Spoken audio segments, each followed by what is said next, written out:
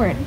The modern style was popular from right after World War II until the late 1970s, and the style is known for the use of dark exterior colors, right angle corners, big windows, and open floor plans. As we clear the bridge, you'll see these two big corn cobs, and these make up Marina City. They stand at 60 stories. They opened in 1964 and 1967, and the architect of Marina City, Bertrand Goldberg, believed that art and nature should be as one. So with few right angles in nature, you would exist throughout his design career.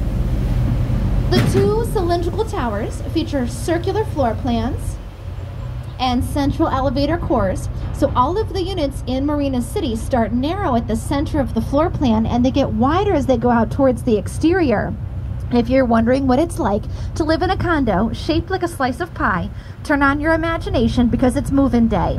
Pretend you just moved to Chicago. All you need for your first year is a studio. That'll get you by. Well, your studio unit comes with 500 square feet of living space and 180 square feet of a semicircular balcony. As you grab your keys and take the elevator up to your floor, eventually turning those keys and stepping inside, well, the entryway is only 4 feet wide. Once inside the unit, you'll notice there's a hallway. It runs the length of the unit, but it's along one side. Walking down that hallway takes you past the bathroom and then past the walk-in closet, past the kitchen into the living space. That's where the unit is its widest. You'll have an 18-foot span of floor-to-ceiling windows, but you'll also find the one door that lets you out onto your balcony so you can enjoy a 180-degree view of downtown. We're leaving 321 North Clark Street, done in 1987. 35 stories of office space by Skidmore, Owings, and Merrill. And as we clear the bridge, you'll see a brick building with a clock tower. That is the Reed Murdoch Center. The Reed Murdoch Center was done by George Nimmons, originally designed as a warehouse for Murdoch Foods, one of the largest wholesale grocers in the nation at the time.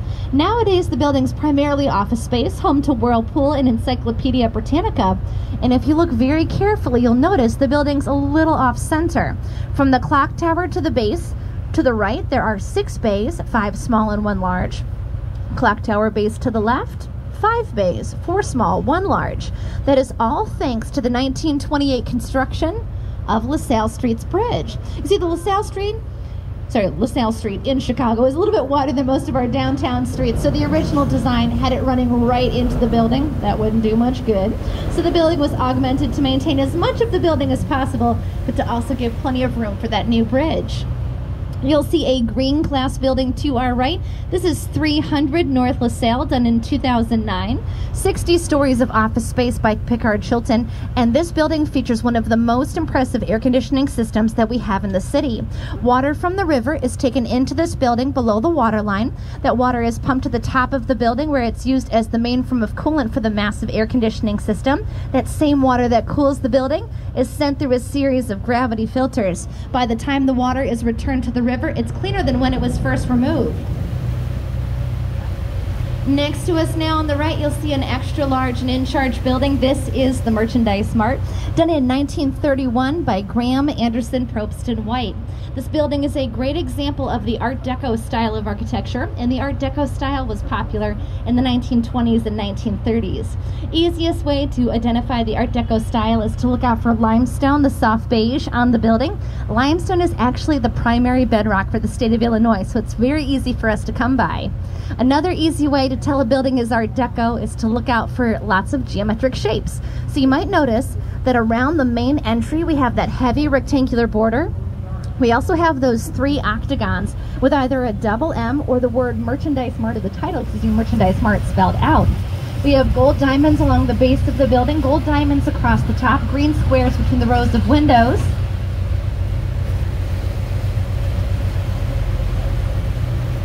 This is awesome. As we continue westward, our next building is covered in blue glass, and this is the Salesforce Tower. It opened in May of this year. It's 835 feet. It's primarily office space. And if you're wondering, how is there room for a brand new building right at the edge of the river? Well, this site, up until 15 years ago, was just a big parking garage. Keep in mind that after World War II, before the 1980s, the edge of the river was considered industrial space, full of warehouses, parking garages, lots of factories. Well, as those buildings age, they hit a point where they either require a lot of reinvestment, a lot of time, money, and energy to keep them safe and, of course, popular, or the decision is made to tear down those buildings and to let new development take place. Now, we are going to head north on the North Branch for the next few minutes. So as we make this slight turn, notice the 3 branches of the river meeting. We're leaving the main branch. We have the South Branch next to us. Don't worry, that's up next. But we're about to head north on the North Branch. As we head north on the North Branch, I'd like to start by talking about 3 buildings to our left. After 3 buildings on the left, we'll zigzag going side to side as we head north. Don't worry, I'll point out exactly where to look. Nothing will pass you by. And then we'll switch gears and talk more about history as we return. So let's head over to the left. You'll see a building with blue windows. Notice carefully this ever so slight curve, and these are the residences at River Bend. The building was done by DeStefano and Partners in 2002. It consists of townhomes at the lowest level with these large dark windows. Then we have parking in the center, small gray windows. Finally, individual units, just condos, from the blue windows to the very top. Staying on the left, you'll see some red brick. This is the former cold storage warehouse, now known as the Fulton House. The building was first done by Frank Abbott in 1908, but was remodeled by Harry Weiss in 1982. Now, to picture this building in its first generation, just picture it as brick from top to bottom. Big blocks of ice were trucked in. They'd be craned up and placed on top of the building, so as the ice would melt, everything inside would stay nice and cold. But in the 1980s, with modern refrigeration, the need for cold storage was nearly obsolete, so the building was converted. A lot of details were added not only through the interior, but also on the exterior. You'll see these small starfish decals. There, my purse roof is the hypotenuse, the base runs along the street level, and the height is opposite the river. I know you might be thinking, why is she making such a big deal over a simple triangle line? Well, when it comes to residential design, we usually think rectangles. So if you think about a single family home, you usually picture a big rectangular layout. If you think about townhomes, it's usually rectangles next to one another. If you think about an apartment building or a condo building, it's usually a big rectangle. And she was titled The Spirit of Progress. Now, she was originally on display at the World's Fair in 1933 and 1934. She was moved to the top of the building when the fair came to a close, and she's been there ever since. We have one more Montgomery Ward building to talk about. We saw it for a quick second behind that statue, and we'll see it again in just a few moments. So we'll talk about it for a little bit, we'll see it once more, and then we'll finish it up. Montgomery Ward believed that his employees, regardless of time and regardless of title, should view each other as teammates. So even if you're a long-term VP talking to a brand new stock person, in the eyes of Montgomery Ward, your goal every day was the same. You wanted to work together towards the goal of bigger business, better sales, and growth for the company. So the idea of a corporate office and private space inside the corporate floor, it didn't sit very well with Montgomery Ward. Thankfully, Yamasaki wanted to do right by that mantra. He wanted to, as we head south, we'll travel back in time. We're going to go all the way back to 1673. It was in that year that Marquette and Joliet, a French missionary and explorer, set out in the name of France. They went out to explore what they called the New World and what we all know is the Western Hemisphere. Marquette, Joliet, and their team went across the Atlantic Ocean, down the St. Lawrence Seaway, through the Great Lakes, south on the Mississippi River. It was on their return journey as they tried to find Lake Michigan a second time that they got a little off track. They instead found the Chicago River beneath us right now. They also found the Potawatomi Native Americans. They'd called the area home for generations. The Potawatomi referred to the river and the area nearby it as Chicago. Chicago, when translated from Potawatomi to contemporary English, means wild, smelly onion. So when you hear the word Chicago and you wonder what sort of deep and majestic meaning it holds, it means wild, smelly onion. Now, I'll be the first to admit that's not very glamorous, but it's a great connection to our original plant life, because wild, smelly onions, garlics, and leeks grew abundantly along the banks of the Chicago River. And with 156 miles of river, that's a lot of wild, smelly onions, garlics, and leeks. The vegetation was the most notable quality of the area, since you'd smell the plants before you'd actually see the water. To take us from Chicago, the original moniker, up to Chicago, what we have as the city's name now, well, that one is thanks to Marquette, Joliet, and their team. They gave the term a French pronunciation, and of course they documented their journey. So as early as 1673, this area was known as Chicago.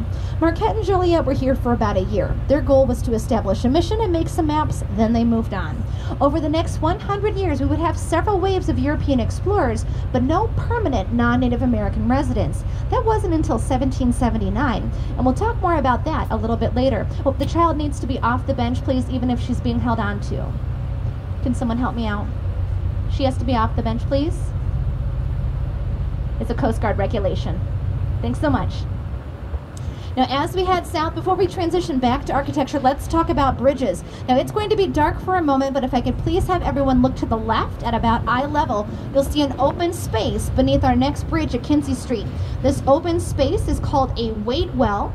This is where the counterweights that activate the bridge's motion swing into when it's time for the bridge arm to swing up. This style is called Bascule Trunnion. It's unique to the city, and it's pretty easy to identify. Bascule Trunnion bridges will always feature a high rolled arm design and that dark maroon girder. That color is officially called Bridge Bordeaux. But our next bridge, the one that's up and in the air, this is the Union Pacific Terminal Bridge. It was done in 1879. This style of bridge, called Strauss, was named after its inventor, Joseph Strauss. And it's the same Joseph Strauss who would later be the lead engineer on the Golden Gate Bridge in San Francisco. Strauss bridges were perfect for the golden age of rail. They can bear a lot of weight, but they don't need a lot of steel to get the job done. They have a very small footprint, but they're highly maneuverable. We'll see a few more Strauss bridges as we go, and most are in similar straits to the bridge just behind us, where they're just sort of up and out of the way since they're no longer needed, but they're not bothering anyone enough to need to be torn down. Let's get back to buildings. We're going to go ahead of us. We've got a train just ahead of us on Lake Street. We have two bridges in the city that carry L train traffic on the top level. Lake Street ahead of us is one, and Wells Street on the other side of the Merchandise Mart is the second. Now we can get back to buildings. You'll see a building with a parabolic arch at the base, and this is River Point Tower. It was done in 2016. It's 730 feet of office space by Pickard Chilton. And this dramatic red spiral just in front of it, it's a new sculpture by Santiago Calatrava titled Constellation. You can walk right up to it if you'd like. Now, beneath the building, beneath the sculpture, you'll notice this wall with the circular openings and the fans. That wall is there because beneath River Point Tower and traveling underneath all of the buildings on the right as we continue to head south, well, underneath all of these buildings we have train tracks, live trains running underneath the buildings into and out of Union Station. If it's tough to picture trains underneath these buildings, don't worry, we're going to have a great visual in just a little bit, but keep in mind, underneath all of the buildings coming up for the next few minutes, live trains are coming and going all day long. Now, if you don't have your camera out and ready, now is another time to get it handy. If you time up your shot with our next building, you'll get a selfie with the entire top deck.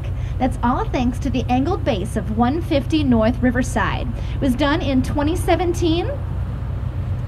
It is 53 stories of office space. Here we are passing by. You can see us. There we go. The building is only 40 feet wide where it emerges from the ground, angles out quickly to 120 feet at the 7th floor, maintains that width most of the way up. And if anyone's worried that the building is suddenly going to tip over with a strong breeze, take a nice relaxing breath. You see, the very top interior floor of this building isn't your large executive office suite. Instead, it's a damper, a big tank of water.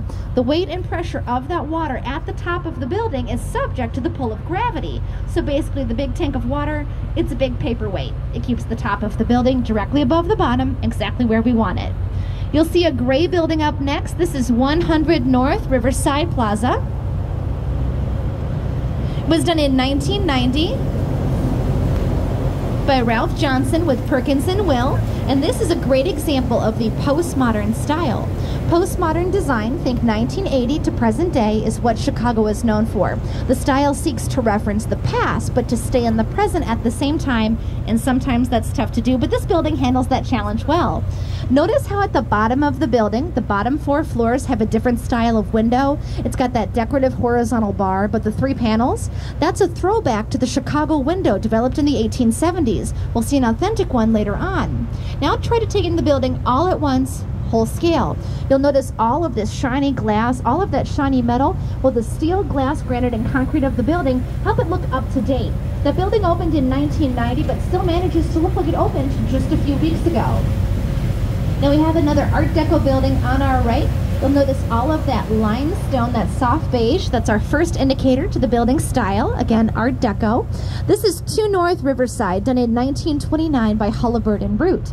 Another great Art Deco detail is ever present, and it is the use of setbacks. So notice throughout the building all of these large, dramatic right-angle cutouts. those are the setbacks. Setbacks in terms of design give us a nice feeling of lift as they draw our eyes upward and visually stretch the building, but that increase in surface area also helps with light intake and with ventilation. And I mentioned a few minutes ago that the buildings on our right were all done over train tracks, and if that's tough to picture, our next spot is just for you. So looking on the right, eye level, it's a little dark, but if you look carefully, I'm sure you'll see it. There's a few train cars waiting for us in Union Station. Union Station is one of the main thoroughfares from the city to the suburbs, so again, people and goods moving into and out of the city underneath these buildings all day long. But these buildings sit on very valuable real estate. Aside from being a rail yard, we're also right next to the river and just next to downtown, so we want to utilize this space to its full potential. We put 10 South Riverside and 120 South Riverside done in 19 to the former John Hancock building, which we'll see later on. X-bracing done here and on the former John Hancock building, it creates great flexibility. So as winds pick up and push against a building with X-bracing, those X's can actually absorb a lot of that pressure and move with the wind, twisting when needed, but always returning to upright once the winds subside. It's going to be very sunny for a moment, but I promise it's worth it. As we clear this bridge, notice the kaleidoscope effect on our next building. This is 300 South Riverside Plaza. Now this building by James DeStefano was one of his final before he left Skidmore, Owings & Merrill and started his own firm, DeStefano and Partners. The reflective quality of the glass lets it showcase older buildings that sit nearby, primarily 300 South Wacker just across the way, which does feature a map of the nearby area, and that red rectangle is the building's location within the map. But at the same time, this reflection will warp and skew and change every few moments, so it's being updated even as we pass by. So that's a great example of the postmodern style. Now once we clear this bridge, you'll see one of the largest buildings along the river. This is the former post office for Chicago, done by Graham Anderson Probst & White. It officially opened in 1932, and it is Art Deco. We've got all three Art Deco components. The limestone exterior, again that's soft beige stone. We have a great big setback, the rectangular cutout along the top center. And when it comes to geometric shapes, take your pick.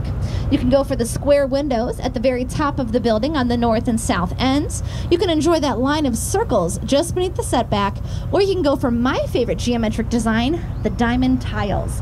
If you go from one large dark window towards the center down to the next large dark window, you'll see diamond tiles along the way. The old post office was just a post office. From the 6th, and you're thinking, reminds me an awful lot of Marina City, the big corn cobs we saw towards the start of our tour, then I have to say, way to go, you've made a great connection. Both buildings were done by the same architect, Bertrand Goldberg, and they're in the same material, that's reinforced concrete. The buildings have very similar layouts for the units, that petal or pie shape, but quick reminder, at Marina City, your only option is to start narrow and get wide because the building's based on a circle. Here at River City, the building's based on a serpentine. So think about one long S-shaped hallway running the length of the building and then units on each side. You could have a unit with a narrow entry and wide exterior. You get that big expansive windows. You could have a wide entry and narrow exterior. That gives you a small private balcony. And there are a handful of units that have measurements that are almost consistent from interior to exterior, but the big determining factor to your layout, whether it flips, flops, or stays the same, that has to do with where it sits in the building and then the square footage of the unit. One more building and then more history. We're gonna hop over to our right. Looking ahead of us, you'll see a building with oversized smokestacks. And this is an old coal-burning power plant that opened in 1931. Now, Illinois is almost all nuclear power. We're not burning much coal anymore. But the building was constructed to support the power needs of Union Station in the early 30s. If you want to picture this building in its heyday, just pretend that our tour boat is now suddenly a barge full of coal. We're traveling downriver to make deliveries. We're going to pull up alongside this building and secure lines. A series of doors, which used to be operable and are now bricked up, would then be opened. The coal on board would be shoveled inside. That coal would then travel down a series of chutes to the basement. It would then be burned to create heat, to heat water, to create steam, to turn a turbine to generate the needed electricity. But again, we don't use the building to create energy anymore. If you're interested in the building and you want to take it on, I should tell you you're looking at a very tough project.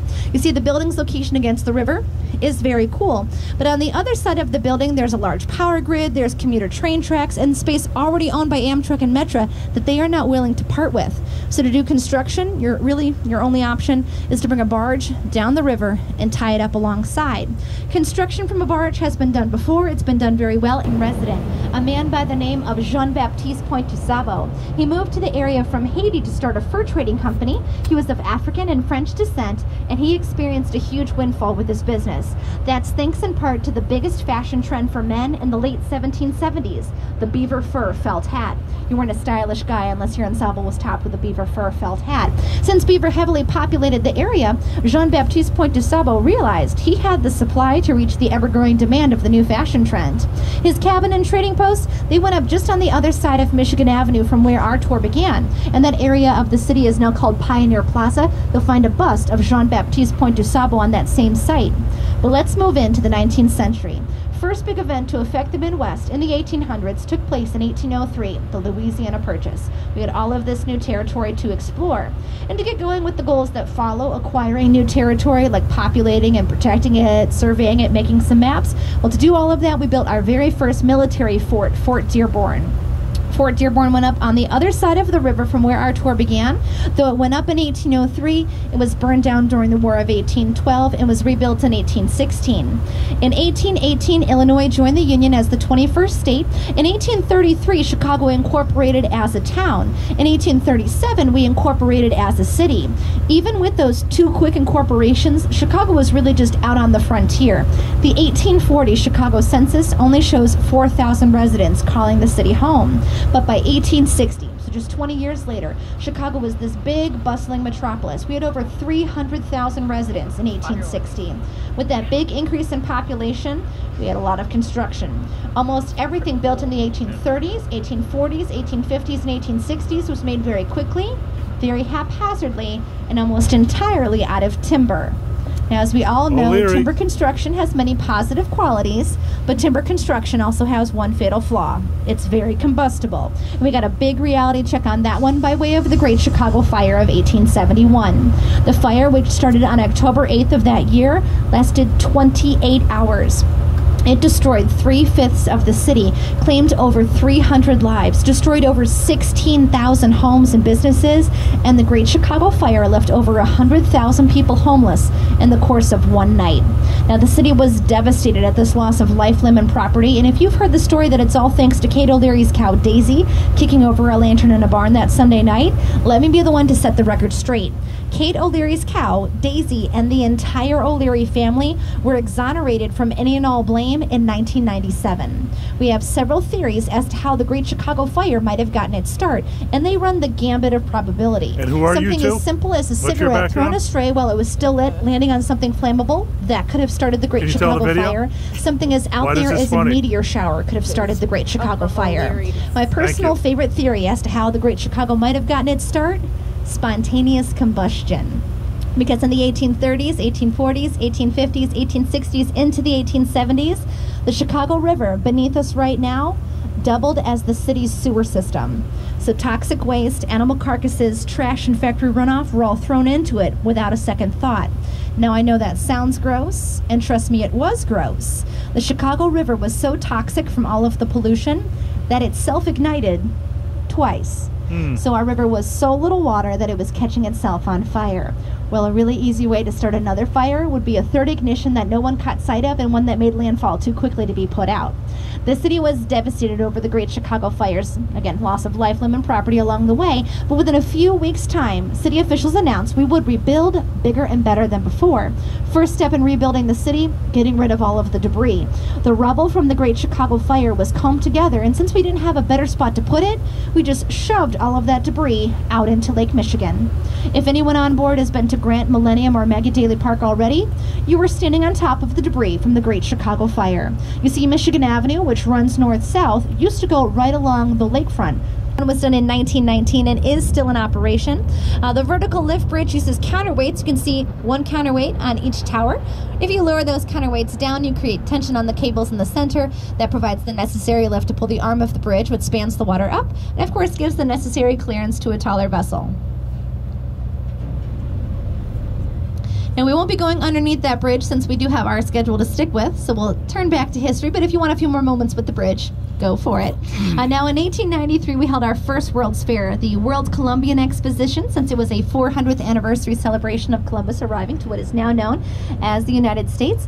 That World's Fair put us back on the map. It brought over 27 million people to Chicago. We put over 250 buildings up for the one event, and if you want to see a building from the World's Fair for yourself, the best way to do it is to make your way down to the Museum of Science and Industry. Now, that building was originally the Palace of Fine Arts, and it's the only building still with us from the World's Fair in 1893 because it was the only building designed to make it this long. You see, all of the other buildings for the fair, they were meant to be temporary. They were meant to be burned or torn down when the fair came to a close.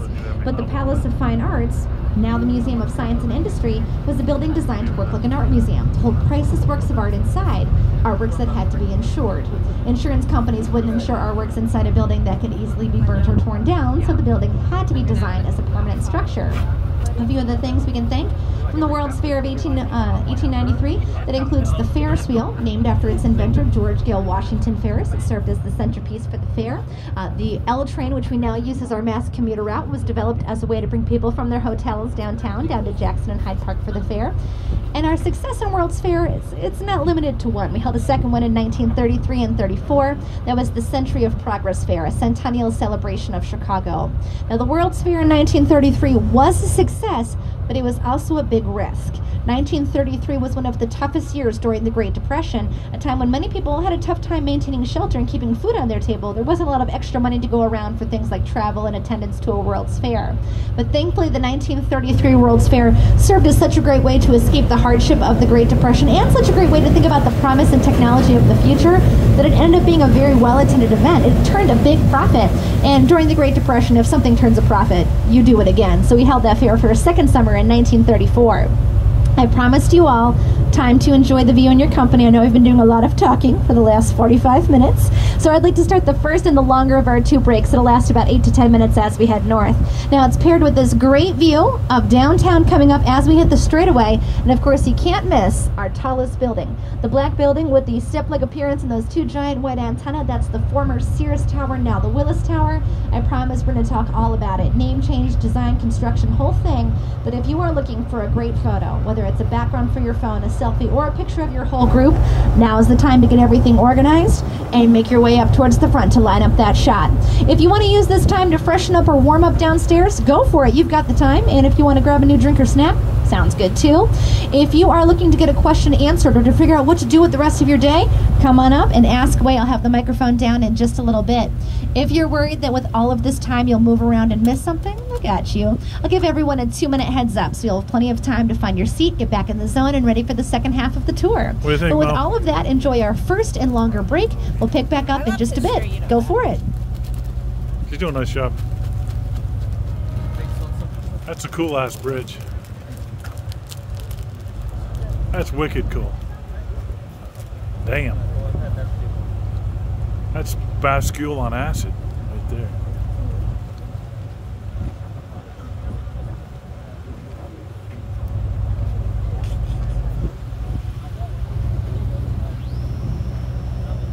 So I'm just shooting vertical because dirty. Hey, Gerber.